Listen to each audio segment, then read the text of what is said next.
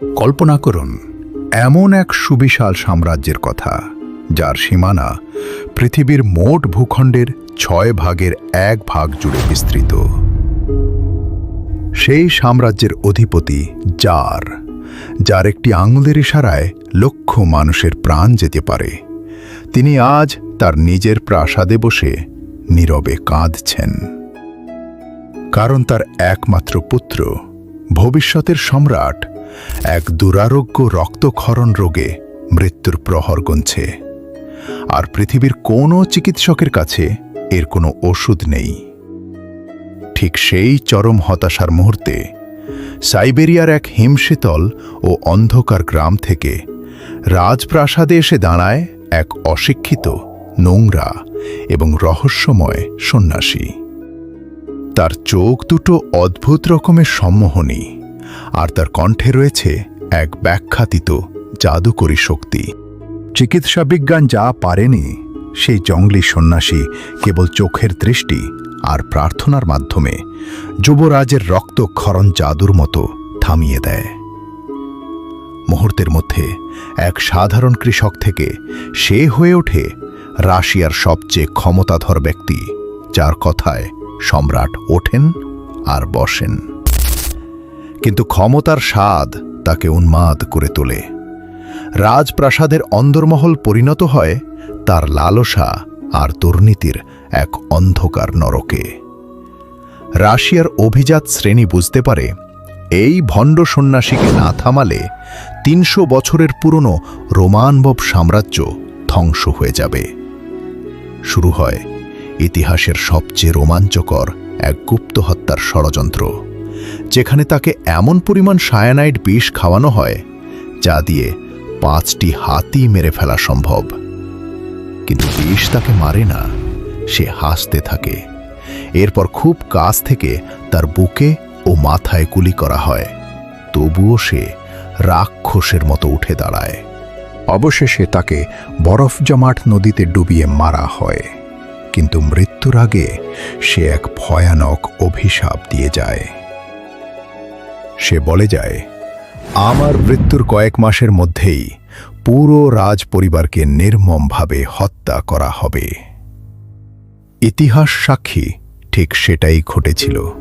এক সন্ন্যাসীর অভিশাপে মুছে গিয়েছিল পৃথিবীর অন্যতম শক্তিশালী এক সাম্রাজ্যের নাম।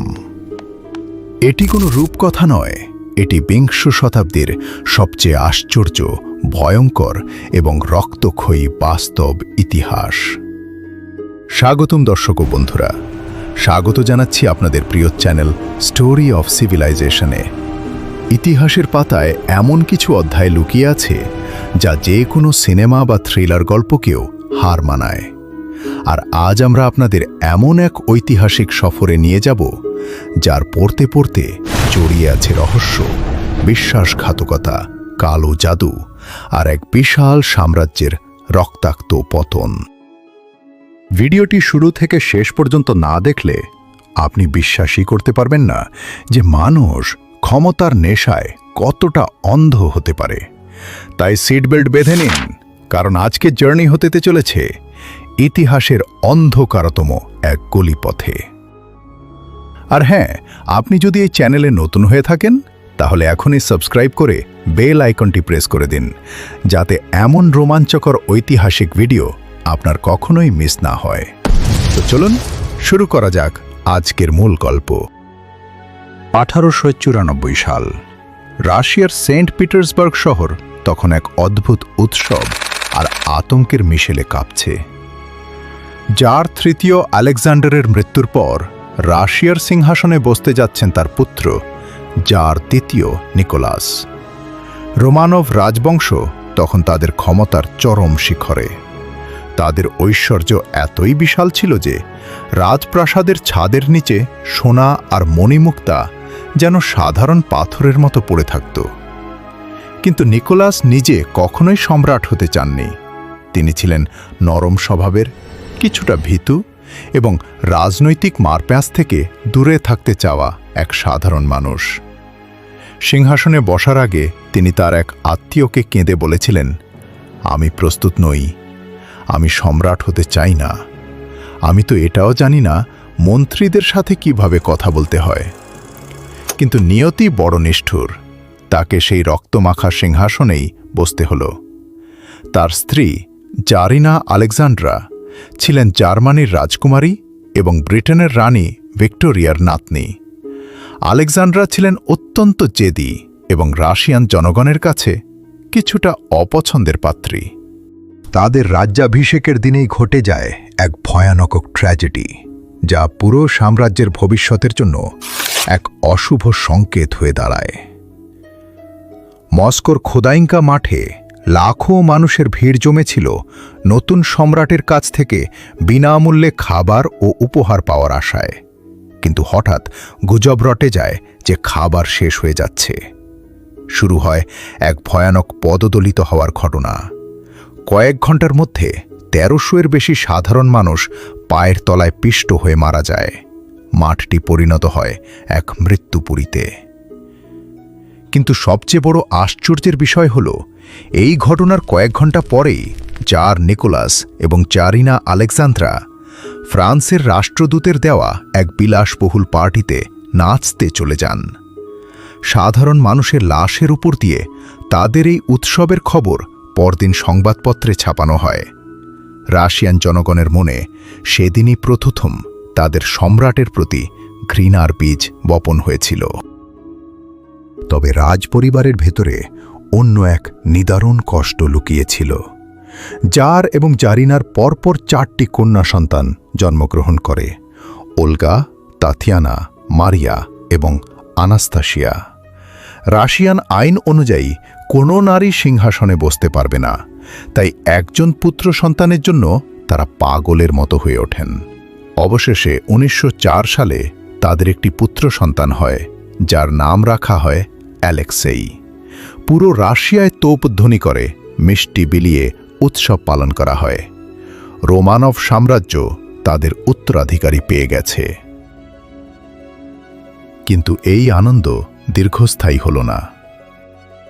কয়েক সপ্তাহের মধ্যেই জারিনা লক্ষ্য করলেন, ছোট্ট অ্যালেক্সেইয়ের শরীরের কোথাও একটু আঘাত লাগলেই সেখান থেকে রক্ত পড়া আর বন্ধ হচ্ছে না। স্কিনের নিচে বড় বড় কালশিটে দাগ পড়ে যাচ্ছে। ডাক্তাররা এসে পরীক্ষা করে যা জানালেন তা শুনে জারিনার পায়ের তলার মাটি সরে গেল।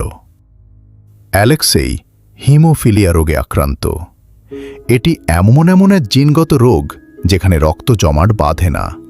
সামান্য একটু কেটে গেলে বা ছড়ে গেলে অনবরত রক্তক্ষরণ হয়ে রোগীর মৃত্যু হতে পারে। এই রোগটি আলেকজান্দ্রা তার দিদিমা রানী ভিক্টোরিয়ার বংশ থেকে বহন করে এনেছিলেন। রাশিয়ার ভবিষ্যৎ সম্রাটের এই অবস্থা যেন রাষ্ট্রযন্ত্রের সবচেয়ে বড় গোপন তথ্য হয়ে দাঁড়ায়। বাইরের দুনিয়া জানত না যে যুবরাজ মৃত্যুর কোলে ঢলে পড়েছে। প্রাসাদের ভেতরে প্রতিটি মুহূর্ত কাটত চরম আতঙ্কে। অ্যালেক্সেই হাঁটতে গিয়ে একটু হোঁচট খেলেই তার জয়েন্টের ভেতরে রক্তক্ষরণ শুরু হতো। ব্যথায় নীল হয়ে যেত ছেলেটা। যন্ত্রণায় এমনভাবে চিৎকার করত যা শুনে প্রাসাদের দেয়ালও যেন কেঁদে উঠত। জারিনা আলেকজান্দ্রা ঈশ্বরের কাছে প্রার্থনা করতে করতে পাগল প্রায় হয়ে গেলেন। তৎকালীন আধুনিক চিকিৎসা বিজ্ঞান হাত তুলে নিল। ঠিক এই বিন্দুতেই ইতিহাসের মঞ্চে প্রবেশ করে এমন এক চরিত্র যাকে শতাব্দীর সবচেয়ে রহস্যময় মানুষ বলা হয়। তার নাম গ্রিগরি ইয়েফিমোভিচ রাসপুটিন। সাইবেরিয়ার পোক্রোভস্কোয়ে নামক এক অখ্যাত গ্রামে জন্ম রাসপুটিনের। প্রথম জীবনে সে ছিল একজন সাধারণ কৃষক, চোর এবং মদ্যপ। যৌবনে সে নারী ঘটিত কেলেঙ্কারি আর ঘোড়া চুরির দায়ে গ্রাম ছাড়া হয়। কিন্তু কয়েক বছর পর সে যখন ফিরে আসে, সে আর আগের মানুষটি নেই। সে দাবি করে মাদার মেরি তাকে দর্শন দিয়েছেন এবং তাকে মানুষের রোগ সারানোর ঐশ্বরিক ক্ষমতা দিয়েছেন। সে স্নান করা বন্ধ করে দেয়। তার লম্বা চুল আর দাড়িতে জট পেকে যায়। শরীর থেকে উটকো দুর্গন্ধ বের হতে থাকে।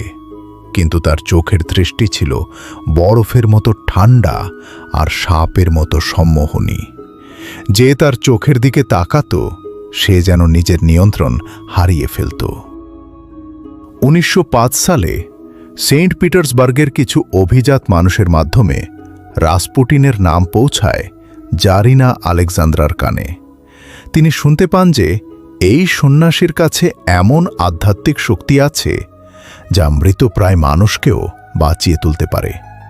অন্ধবিশ্বাসী এবং হতাশ এক মা সন্তানের জীবন বাঁচাতে খড়কুটো আঁকড়ে ধরার মতো রাসপুটিনকে রাজপ্রাসাদে ডেকে পাঠান। সেদিনটি ছিল রোমানভ রাজবংশের পতনের প্রথম দিন। নোংরা ছেঁড়া পোশাক পরা উস্কো খুস্কো রাসপুটিন রাজপ্রাসাদের মার্বেল পাথরের মেঝেতে পা রাখল। রাজপরিবারের ডাক্তাররা তখন অ্যালেক্সাইয়ের রক্তপাত বন্ধ করতে ব্যর্থ হয়ে হাল ছেড়ে দিয়েছেন। ছেলেটি ব্যথায় কাতরাচ্ছে। রাসপুটিন ঘরে ঢুকল। সে কাউকে কিছু বলতে বারণ করল। সে গিয়ে যুবরাজের বিছানার পাশে বসল, তার চোখে চোখ রাখল এবং বিড়বিড় করে অদ্ভুত ভাষায় কিছু মন্ত্র পড়তে শুরু করল। সে যুবরাজের কপালে হাত রাখল। পরের কয়েক মিনিটের মধ্যে যা ঘটল তা দেখে ডাক্তারদের চোখ কপালে উঠে গেল। অ্যালেক্সেইয়ের ব্যথা কমতে শুরু করল, তার শ্বাস প্রশ্বাস স্বাভাবিক হয়ে এলো এবং আশ্চর্যের বিষয় হল রক্তক্ষরণ পুরোপুরি বন্ধ হয়ে গেল। বিজ্ঞান আজও এর সঠিক ব্যাখ্যা দিতে পারেনি। কেউ বলে রাসপুটিন হিপনোটিজম বা সম্মোহনবিদ্যা জানত, আবার কেউ বলে সে ডাক্তারদের দেওয়া ওষুধ বন্ধ করে দিয়েছিল যা আসলে রক্ত আরও পাতলা করে দিচ্ছিল। কারণ যাই হোক না কেন, জারিনা আলেকজান্দ্রার চোখে রাসপুটিন হয়ে গেল স্বয়ং ঈশ্বর প্রেরিত এক দূত। এরপর থেকে রাসপুটিন হয়ে উঠল রাজপরিবারের সবচেয়ে কাছের মানুষ। তাকে ছাড়া রাজপরিবারের এক পাতাও নড়ত না। জার নিকোলাস তাকে আমাদের বন্ধু বলে ডাকতে শুরু করেন। কিন্তু রাসপুটিনের আসল রূপ তখনও প্রকাশ্যে আসা বাকি ছিল। রাজপ্রাসাদের অন্দরমহলে নিজের আধিপত্য নিশ্চিত করার পর রাসপুটিন তার পুরনো রূপে ফিরে গেল। সে রাজপরিবারের নাম ভাঙিয়ে মন্ত্রী পদে রদবদল করতে শুরু করল। যারা তার বিরোধিতা করত তাদের সে চাকরিচ্যুত করত।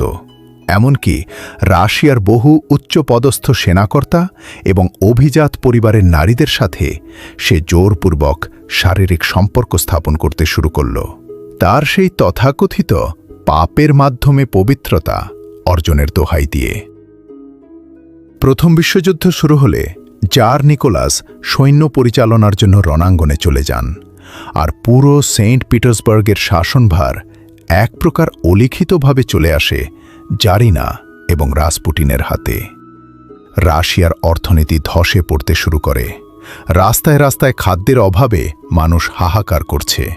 লক্ষ লক্ষ রাশিয়ান সৈন্য যুদ্ধক্ষেত্রে না খেয়ে মারা যাচ্ছে, আর প্রাসাদের ভেতরে রাসপুটিন মদের আসরে বসে সাম্রাজ্যের ভাগ্য নির্ধারণ করছে। অবশেষে 1916 সালের শীতকাল। প্রিন্স ফেলিক্স ইউসুবভ এবং ডিউক দিমিত্রি পাভলোভিচ, যারা ছিলেন জার পরিবারেরই আত্মীয়, তারা সিদ্ধান্ত নিলেন এই শয়তানকে পৃথিবী থেকে সরিয়ে দিতে হবে, না হলে রাশিয়া ধ্বংস হয়ে যাবে। তারা একটি নিখুঁত রক্তহিম করা গুপ্ত হত্যার ছক কষলেন। এমন এক হত্যার পরিকল্পনা যা বাস্তবায়িত করতে গিয়ে তাদের নিজেদেরই আত্মার কাঁপুনি ধরে গিয়েছিল। কারণ তারা জানত না রাসপুটিন সাধারণ কোনো মানুষ নয়, সে যেন এক সাক্ষাৎ শয়তান যাকে মারা অত সহজ হবে না। দর্শক বন্ধুরা, রাসপুটিনের গুপ্ত হত্যার সেই রাতের কাহিনী এতটাই শিহরণ জাগানো যে তা শুনলে আপনার রাতের ঘুম উড়ে যেতে পারে। কিভাবে সায়ানাইড বিষ এবং পরপর বুলেটের আঘাত সহ্য করেও রাসপুটিন বেঁচে ছিল, আর কেনই বা তার মৃত্যুর পর পুরো রোমান রাজপরিবারকে নির্মমভাবে ব্রাশফায়ার করে হত্যা করা হয়েছিল। এই সব রোমাঞ্চকর প্রশ্নের উত্তর জানতে হলে আপনাদের অপেক্ষা করতে হবে এই ভিডিওর দ্বিতীয় পর্বের জন্য। আজকের এই ঐতিহাসিক জার্নিটি আপনাদের কেমন লাগলো তা অবশ্যই কমেন্ট করে জানাবেন। ভিডিওটি ভালো লাগলে একটি লাইক দিন এবং বন্ধুদের সাথে শেয়ার করে ইতিহাসের এই অজানা অধ্যায়টি সবাইকে জানার সুযোগ করে দিন। পরবর্তী পর্ব দেখার জন্য চ্যানেলটি সাবস্ক্রাইব করে আমাদের সাথেই থাকুন। দেখা হচ্ছে খুব শীঘ্রই নতুন কোনো রহস্যময় অধ্যায় নিয়ে। ততক্ষণ পর্যন্ত ভালো থাকবেন, সুস্থ থাকবেন। ধন্যবাদ।